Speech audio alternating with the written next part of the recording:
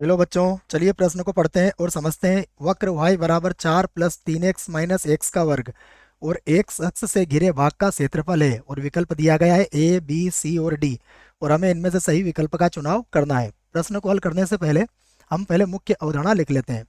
तो प्रश्न के लिए मुख्य अवधारणा जिसकी सहायता से हम इस प्रश्न को हल करेंगे। मुख्य अवधारणा में हम सबसे पहले इस बात को समझेंगे कि ये परवलय का जो समीकरण होता है वह किस प्रकार से होता है और कैसे उसका शीर्ष ज्ञात किया जाता है।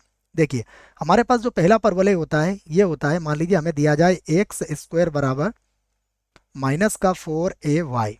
अगर यहाँ y ऋणात्मक है तो ये जो परवलय होता है इसका शीर्ष सदैव मूल बिंदु पर होता है और यह नीचे की तरफ खुलता है। ये याद रखें आप। अब दूसरी बात, आप इस बात को समझे कि मान लीजिए हमें परवलय ऐसा दिया जाए।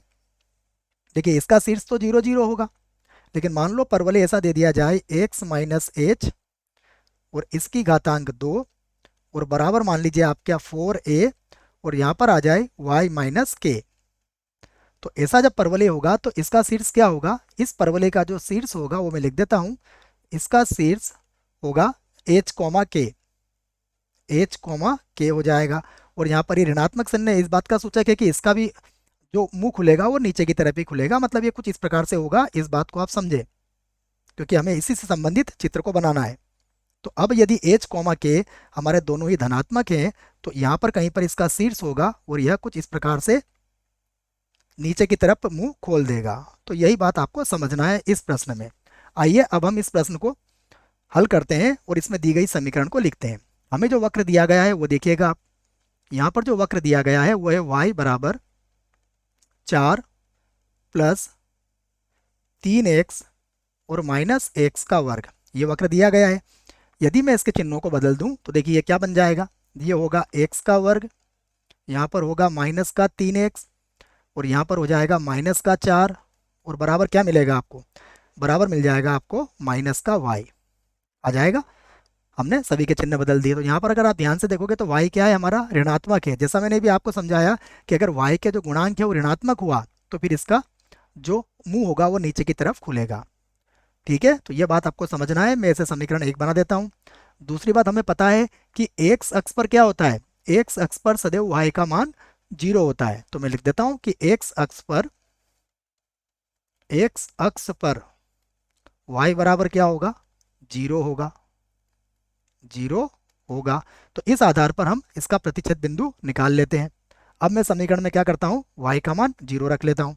तो जैसे ही मैं इसमें y का मान 0 रखूंगा, क्या बन जाएगा? एक्स का वर्ग माइनस का 3x, ये हो गया माइनस का 3x और यहाँ हो जाएगा माइनस का 4।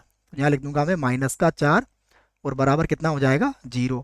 अब हम इसके गुणनखंड कर लेंगे तो एक्स का वर्ग यहाँ होगा माइनस का 4x प्लस का x माइनस 4 बराबर 0। एक्स को कॉमन ले लेंगे तो x माइनस 4 प्लस यहाँ से प्लस 1 को कॉमन ले लेंगे। देखिए, जब x को कॉमन लेंगे तो ये क्या मिलेगा हमें? यहाँ पर मिल जाएगा x माइनस 4 बराबर क्या हो जाएगा? 0। उसके बाद यहाँ मिलेगा हमें x माइनस 4 बराबर और इधर हो जाएगा x प्लस 1 और बराबर कितना हो जाएगा? 0। तो यहाँ से अगर आप देखोगे तो हमें x के दो मान मिल जाएंगे। अगर हम तुलना करेंगे दोनों की अलग अलग जीरो से तो x का मान एक बार तो 4 मिलेगा और एक बार हमें x का मान क्या मिलेगा? -1 मिलेगा। तो इस आधार पर अब हम क्या कहेंगे, देखिएगा, समझिएगा। अब हम इसका चित्र बना सकते हैं। तो यहाँ पर मैंने ये y अक्ष और ये x अक्ष बना दिया। अब आप समझिएगा कि x का मान यहाँ पर तो मिलेगा हमें -1 और 1 2 3 अगर हम इसको माने तो ये होगा हमारे पास 4।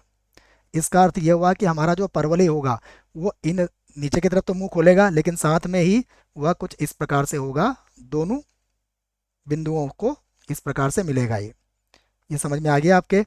अब हमें एक शख्स और इसके बीच का क्षेत्रफल निकालना है। तो एक शख्स और इसके बीच का क्षेत्रफल कितना होगा? देखो, ये क्षेत्रफल हमें निकालना है और इसकी सीमा हमें पता लग गई है, -1 से 4 है। तो अब हम लिख सकते हैं छायांकित भाग का क्षेत्रफल। यहाँ से लिख देता हूँ मैं छायांकित छायांकित भाग का क्षेत्रफल। तो छायांकित भाग का क्षेत्रफल आप लिख सकते हो। देखो ये तो मूल बिंदु होगा हमारा 0 0, ये बिंदु मैं अच्छे से लिख देता हूँ, ये होगा -1, 0। ये बिंदु भी अच्छे से लिख देता हूँ, ये होगा 4, 0। ये हमें पता ही है कि ये वाई अक्ष होता है, ये एक्स अक्ष होता है।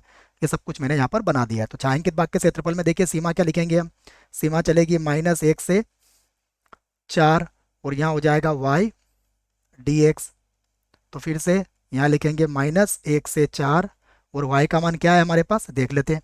y का मान है 4 + 3x - x का वर्ग। 4 प्लस का 3x और माइनस x का वर्ग है, और ये हो जाएगा dx।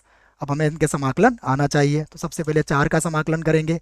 तो 4 का समाकलन क्या हो जाएगा 4x। उसके बाद 3x का समाकलन करेंगे, तो ये होगा 3x का वर्ग, और बटे में आ जाएगा 2। उसके बाद फिर करेंगे x की घात 2 का समाकलन, तो ये हो जाएगा माइनस, यहाँ हो जाएगा x की घात 3, और बटे में हो जाएगा 3। और यहाँ पर सीमा क्या चल रही है -1 से 4। अब हम सबसे पहले 4 रखेंगे और फिर -1 रखेंगे। तो रखते हैं। देखिए सबसे पहले जब यहाँ 4 रखेंगे तो 4 का 4 से गुणा करेंगे, तो ये कितना हो जाएगा 16, प्लस यहाँ भी 4 रखेंगे तो 4 का वर्ग कितना हो जाएगा 16। 16 को 2 से काट देंगे बच्चों 8 बार, तो ये मिलेगा हमें 24। यहाँ लिख दिया मैंने 24। फिर यहाँ पर आप रखेंगे तो ये हो जाएगा 4 की घात 3, ये तो 64 हो जाएगा। तो यहाँ लिख देंगे 64, और यहाँ कुछ भी नहीं कटेगा, तो बटे में कितना लिखना पड़ेगा 3। उसके बाद हम लगाते हैं माइनस का चिन्ह। अब माइनस का 1 रखेंगे तो ये मिलेगा -4। यहाँ पर यदि हमने माइनस का 1 रखा तो ये प्लस का 1 बन जाएगा, अर्थात ये 3/2 हो जाएगा। उसके बाद यहाँ पर जब माइनस का 1 रखेंगे तो ये माइनस माइनस प्लस हो के प्लस का 1/3 यहाँ पर बन जाएगा। तो यह सभी मान मैंने रख दिए हैं। अब सबसे पहले मैं इन्हें जोड़ लेता हूँ। तो देखिए 6 और 4 हो जाएगा 10, और 2 और 1 3, और 1 हो जाएगा 4। तो ये तो हो गया 40, माइनस यहाँ पर हो गया 64, और बटे में आ गया 3। उसके बाद इसे भी हल कर लेते हैं। तो यहाँ पर है कोष्टक लगा देते हैं हम। उसके बाद माइनस, पहले इसे हल कर लेते हैं। तो देखो अगर हम 3/2 और 1/3 को हल करेंगे तो ये हो जाएगा 9 और 2 11/6। यहाँ पर लिख लेता हूँ मैं, ये हो जाएगा 11, बटे में आ जाएगा 6, और माइनस के 4 को मैं इधर लिख देता हूँ। अब हम सबसे पहले इनका लघुत्तम ले लेते हैं। तो ये हो जाएगा 120, माइनस का हो जाएगा 64, और बटे में होगा 3। यहाँ पर माइनस देखिए ये हो जाएगा 6 का पाड़ा 4 बार बोलेंगे तो 11 - 24, और बटे में आ जाएगा यहाँ पर 6। और हल कर लेते हैं इसको। 120 में से 64 को घटा देंगे। देखो तो 10 में से 4 घटेगा तो 6 बचेगा, और 11 में से 6 घटेगा तो यहाँ बच जाएगा हमारा 5। ठीक है, 11 में से 6 घटाएंगे तो यहाँ पर 5 बच जाएगा, 56 हो जाएगा बच्चों। एक बार जोड़ भी लो इसको, 6 और 4 10, बिल्कुल सही है। और बटे में कितना हो गया यहाँ पर 3। माइनस यहाँ घटा लेते हैं। तो 24 में से 11 घटाएंगे तो 4 में से 1 गया तो 3, और माइनस माइनस प्लस भी हो जाएगा, तो यहाँ प्लस लिख दूंगा मैं। 4 में से 1 गया 3, और उसके बाद 2 में से 1 गया तो 1 हो जाएगा, और बटे में कितना है 6। अब हम इनका भी लघुत्तम ले लेते हैं। देखिए 3 और 6 का लघुत्तम कितना आएगा, 3 और 6 का लघुत्तम आ जाएगा 6। तो यहाँ पर लिख देंगे हम 6। 3 से कट जाएगा 2 बार, तो ये होगा 12, और ये 112 हो जाएगा, और प्लस ये हो जाएगा 13। अब 112 और 13 को जोड़ लेंगे तो ये कितना हो गया, ये हो गया 125, बटे में आ गया 6, और वर्ग इकाई हम यहाँ पर लिख देंगे क्योंकि क्षेत्रफल है तो वर्ग इकाई।